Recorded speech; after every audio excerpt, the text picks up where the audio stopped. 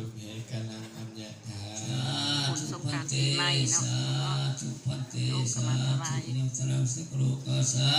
นยวัฒนังสักโลกาสะทิวัตารัตนังโลมาก็หักผลเจก็เริ่มเด้อเด้อน้องเนาะที่วัดนักจารย์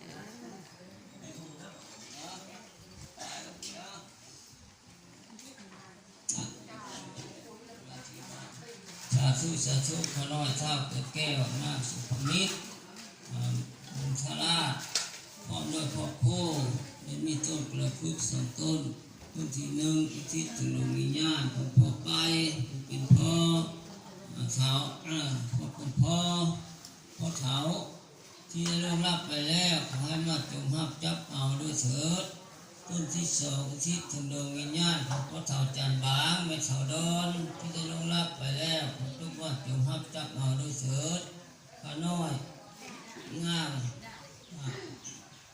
นี่ขลามีต้นกระพึกหนึ่งต้น